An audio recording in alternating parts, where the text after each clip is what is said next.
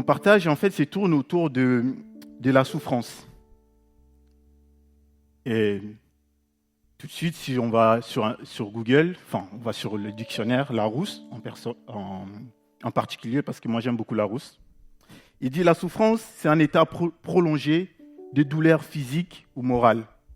C'est-à-dire, dès lors j'ai une douleur qui est prolongée sur mon corps, parce que physique, c'est ce qui concerne mon corps, et morale, c'est ce qui concerne mon âme. Dès lors j'ai une douleur qui persiste, qui reste longtemps, en ce moment-là, on parle de souffrance. Et si on ouvre la Bible, on regarde, si on lit Genèse 1, Genèse 2, on voit qu'il n'y avait pas la notion de la douleur, de la douleur et souffrance. Et quand ça apparaît pour la première fois, malheureusement, ça apparaît dans un contexte que j'appelle un contexte de mauvais exemple, un contexte de l'interdit, un contexte où l'homme va désobéir à Dieu. Pasteur aime beaucoup le rappeler, quand on lit Genèse 1, Genèse 2, c'est le monde où tout est parfait, tout est beau, tout est beau. Voilà. Par contre, quand on arrive au Genèse 3, et on voit la chute de l'homme, et c'est là que pour la première fois, Dieu va prononcer cette parole à la femme, et il va dire, j'augmenterai la souffrance de ta grossesse. Genèse 3,16, j'augmenterai la souffrance de ta grossesse, et tu enfanteras avec douleur. C'est là pour la première fois qu'on voit la douleur, il apparaît dans un contexte de péché. Et tout de suite, ça met le décor en fait en disant, la souffrance et la douleur est forcément liée à la désobéissance, entre guillemets, parce que la première fois qu'il apparaît, c'est parce qu'il y a eu une désobéissance derrière. Et tout au long de la Bible, si on essaie d'avancer un peu plus, on va voir que la Bible va utiliser beaucoup d'expressions, en tout cas pour exprimer la douleur. Okay? Il va notamment parler de la détresse, il va parler de la tristesse, il va parler de l'angoisse, il va parler de l'affliction, il va parler de préoccupations personnelles, sont d'une personne, il va parler des épreuves, il va parler des afflictions d'une nation, de tout un peuple. Et notamment, si je dois lire quelques versets, Psaume 116, verset 3, où il dit « Les liens de la mort m'avaient enserré, et les angoisses du séjour de mort s'étaient emparées de moi. » Et le mot qui est utilisé là, quand on lit dans la version, le mot hébreu qui est utilisé dans ces passages-là, en fait, c'est un mot qui envoie à la tristesse. C'est un mot qui envoie à la détresse. D'ailleurs, si on lit la version CMR, je crois, on parle de la tristesse, on ne parle pas des angoisses. Et ça peut aussi être de préoccupations personnelles. On peut lire Psaume 119, verset 43. On peut lire 2 Corinthiens 2, 4. Et je survole les épreuves et j'ai dit des afflictions nationales. Et du coup, en fait, pour revenir un peu à ce que je disais au début, je me suis dit, en fait, au final, la souffrance, c'est quelque chose qui vient d'un acte que je posais au final. Parce que quand on lit la Bible, quand on lit Genèse, on voit qu'en fait, elle apparaît suite à un acte que l'homme a posé. Et cet acte-là, c'était, comme je disais, un acte de mauvais exemple. Un acte à quelque chose à ne pas faire. Et du coup, maintenant, la question que je me posais, je me disais, mais c'est toujours le cas. Est-ce que c'est toujours le cas? Parce que oui, là, il y a un vrai contexte.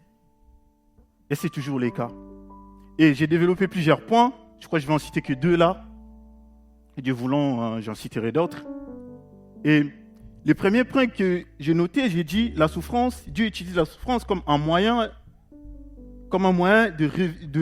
la souffrance comme moyen de revenir sur le droit chemin. Souffrance comme moyen qui nous permet de revenir à Dieu. Et ça, j'ai lu l'histoire de Juge, si on lit Juge 2, à partir du verset 19. Et quand on atterrit avant de les lire, avant d'atterrir dans ces passages, on voit une chose. On voit qu'en fait, les enfants d'Israël, ils sont déjà dans le cas, ils sont dans la terre promise, ils jouent de tout, le lait, le miel, tout se passe bien. Et il y a une nouvelle génération. Et cette nouvelle génération, ils n'ont pas connu la guerre. Ils n'ont pas connu l'époque où ils se battaient tous les jours, l'époque où il y avait la galère, la souffrance, d'aller se battre, on avait la manne, ils désobéissaient et puis Dieu le punissait. Ils n'ont pas connu ça. Et pour ne pas l'avoir connu, ils ont oublié. Et tout de suite, ils se sont détournés de la voie de l'Éternel. Et c'est là que les textes est dit, je vais les lire. C'est pas si, oui. Mais à la mort, du coup, Dieu va mettre des juges, d'où les juges. Et à chaque fois qu'il y avait un juge, les enfants d'Israël, entre guillemets, ils étaient dans le droit chemin.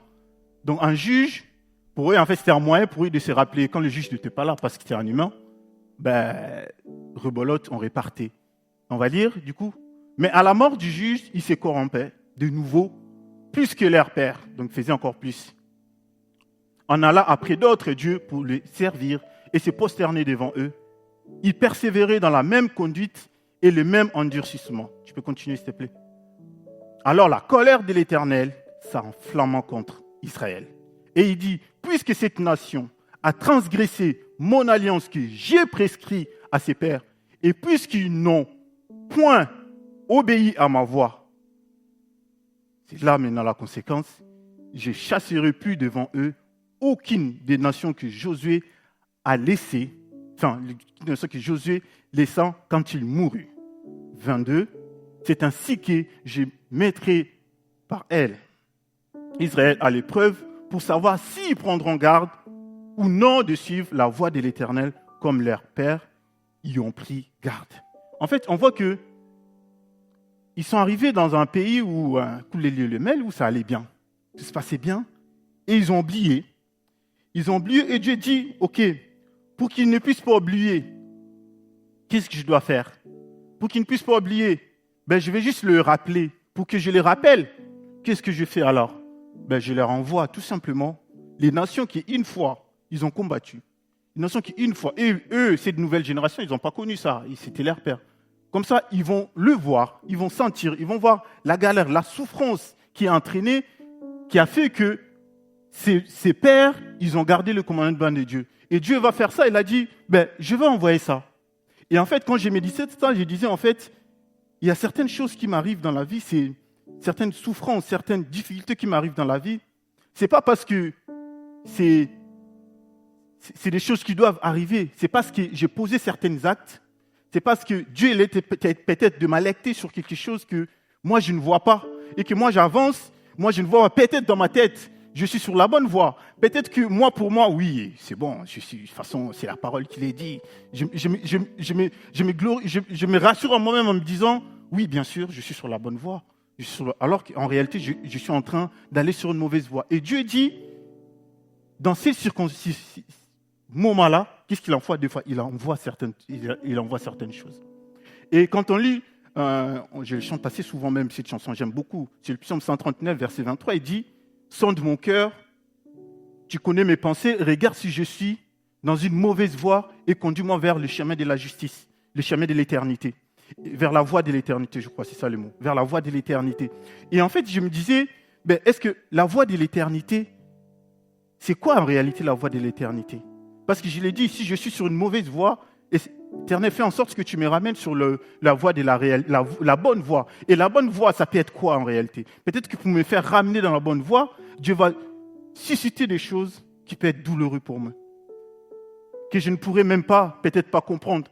Et dans ces genres de situations, je dois juste me rappeler une chose, que je suis qu'un enfant de Dieu. Et parce que souvent, on a tendance à oublier qu'on est un enfant de Dieu. Souvent, quand je traverse les épreuves, j'oublie que je suis un enfant de Dieu. Parce que j'ai donné ma vie à Christ. Hein.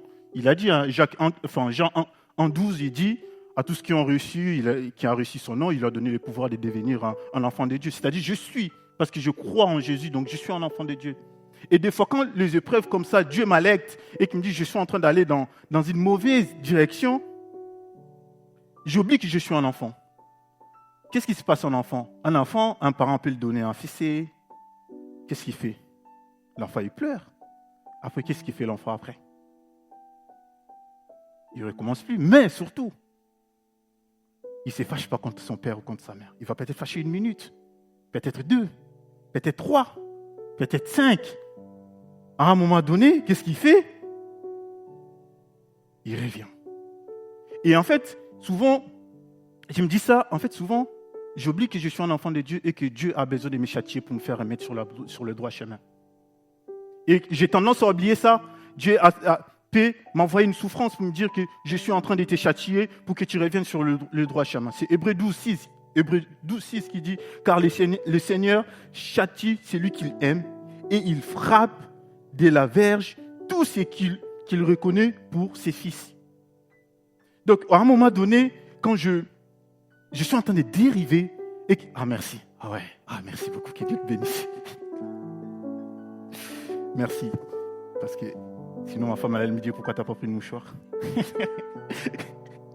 Et en fait, je ne dois pas oublier que je suis un enfant. Et que, puisque Dieu m'aime, mais doit me faire revenir sur le droit chemin. Je dois accepter que, puisque je suis un enfant, à un moment donné, Dieu doit me châtier. Je ne dois pas me détourner parce que les châtiments de Dieu, c'est toujours avec amour. C'est David qui dit ça. Il dit, Dieu va le donner, je crois que c'est dans 2 Samuel 24, j'ai noté. 2 Samuel 24, Dieu va le donner 3 propositions. Il dit, écoute, tu as fait une chose là, je vais te punir. Mais pour te punir, tu dois toi-même choisir ta punition entre 3. Et parmi ces punitions, il y avait où il devait être livré par les mains de ses ennemis. Et il y avait une punition, Dieu, c'est moi qui te châtie. Et il dit, Seigneur, je préfère que toi tu me châties parce que toi tu es rempli de compassion. Et en fait, je me vois toujours cette image-là où mon père ou ma mère pouvait me châtier, pouvait me donner un fessé, il pouvait me frapper. Mais si une autre personne me frappait, il le prenait toujours mal. Parce qu'il disait toujours, je préfère que tu viennes me le dire à moi, ce qu'il t'a fait comme ça. Moi-même, je le châtie, moi-même, je l'encourage. Pourquoi ? Parce que moi, je suis son père. Je vais le faire avec amour. Parce que moi, je suis son père. Je vais le faire, je vais peut-être mettre un fessé là, dans les endroits où je sais qu'il n'y aura pas de... Toi, tu ne sais pas dans quelle intention tu vas le faire. Tu vas mettre un, comme on dit, égo dans ma langue. Là, on te frappe, là, tu as des commotions dans ta tête. Donc, je ne veux pas. Je préfère que toi-même, tu viennes. Tu me l'as dit parce que moi, je vais le faire avec amour. C'est-à-dire les châtiments que Dieu peut me donner, la souffrance que Dieu peut me donner. Et que quand je suis dans la mauvaise direction, c'est pour mon bien. Et pour sortir de cette souffrance-là, la solution dépend que de moi. La solution, c'est je reviens à Dieu. Parce que si on continue dans ces tests, je crois qu'on l'a plus, dans les tests de 2 juges, la Bible a dit, à chaque fois que les enfants d'Israël s'étaient détournés et qu'ils revenaient à Dieu, et que la souffrance que Dieu avait mis devant eux, qu'est-ce qu'ils faisaient ? Ils l'enlevaient tout simplement. Il l'enlevait tout simplement parce que c'est une souffrance qui ne dépend que de toi. Qui ne dépend pas de papa, qui ne dépend pas de Dieu. Dieu, il est juste en train de t'alecter. Profite de cette souffrance-là pour revenir à Dieu.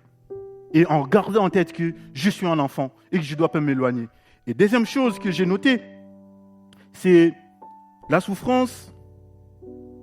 Pardon, excusez-moi. Je trouve mes notes. Voilà. La souffrance favorise la sanctification. Ouais, la souffrance favorise la sanctification. J'avais lu ça. Il dit, ah ouais, la souffrance. 1 Pierre 4, verset 1-2. Je veux bien que tu me les lises, s'il te plaît, Lassé. Si tu as un micro. Et tu vas doucement, tu cours pas, j'ai le temps. Ainsi donc, Christ, Oui, ayant souffert dans la chair, oui. vous aussi, armez-vous de la même pensée. Pause, s'il te plaît. Tu peux les remettre parce que je crois qu'on ne voit plus. Merci. Ainsi donc, Christ ayant souffert dans la chair, vous aussi, armez-vous de la même pensée. C'est quoi la pensée ? La pensée de souffrir. Mais pourquoi ? La suite, s'il te plaît, Lassé. Car celui qui a souffert dans la chair, on a fini avec le péché. Merci. Car celui qui a souffert avec la chair, on a fini avec le péché. Je disais que la souffrance favorise la sanctification. Si je dois m'arrêter 2 secondes pour définir rapidement ce qu'est la sanctification, c'est tout simplement un processus qui nous amène à la sainteté. Tout simplement. C'est-à-dire, c'est un processus qui a pour but d'être saint.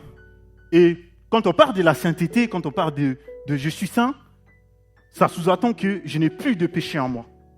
Ça sous-entend, c'est pour ça qu'on dit de Dieu, il est 3 fois saint, parce qu'en lui, la Bible a dit, il n'y a pas d'iniquité, il n'y a rien. Parce que quand on atteint la sainteté, qu'est-ce qui se passe ? On n'a plus de péché en nous. Les péchés n'existent plus. Et là, Dieu peut permettre la souffrance, elle arrive pour que moi, je prenne conscience, pour que moi, je puisse me sanctifier. Et Hébreu, ouais, je crois. Et dans cette souffrance, ouais, merci, pardon, excusez-moi, je ne ferai pas mes notes. Et dans cette souffrance, on est comme un l'or. Vous voyez l'or, quoi. J'ai tapé sur Internet, vous cherchez un peu l'or. L'or à l'état brut, là, des fois quand on les regarde, c'est pas ouf. C'est pas... Mais quand on lit un Pierre, je crois un Pierre 1,7, ouais, c'est ça, un Pierre 1,7, où il compare la foi avec l'or. Il dit qu'en fait, l'or, quand tu le mets dans le feu, qu'est-ce qu'il fait ? Il y a des impurités qui partent. toutes les impurités partent jusqu'à ce que l'or, il devient waouh, il devient ce qu'on aime aller acheter au supermarché, ce qu'on avait acheté chez le bijoutier, pardon, pas supermarché. Ah, c'est bien, vous me suivez, je ne vous ai pas perdu. Et ça vient parce qu'il a subi tous ces processus-là. Et quand on le met dans le feu, c'est le feu, c'est pas le feu à 10 degrés. Hein. C'est tellement fort que l'or se transforme et devient quelque chose de pur. Et dans cette souffrance qui amène à la sanctification, Dieu nous apprend tellement énorme et beaucoup de choses. Dans cette souffrance qui amène à la sanctification, Dieu attend de nous que nous apprenions de lui. Je suis là, je souffre, mais derrière, Dieu attend de moi que j'apprenne. Ce n'est pas une souffrance que j'ai dit, ça ne dépend pas de moi, ça dépend de Dieu. Ce n'est pas une souffrance que moi, je vais désactiver quand je vais. C'est une souffrance que Dieu a mis pour que moi, je puisse atteindre certaines dimensions avec lui.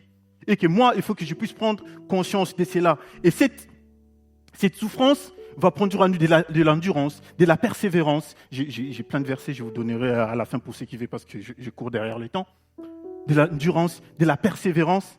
Et toutes ces choses-là, en fait, pour que je puisse les vivre, je suis, moi, obligé des fois de passer par la souffrance. C'est un peu comme quand je fais la muscu. Hein. J'ai repris la muscu il y a 1 mois, je crois. Je suis allé 2 semaines, puis je me suis reposé. J'ai reposé mon muscle 2 semaines, mes muscles. Parce qu'on m'a dit il faut se reposer bien le muscle, parce que ça gonfle quand c'est au repos. Donc j'ai pris 2 semaines de repos. Et en fait, non, soyons sérieux.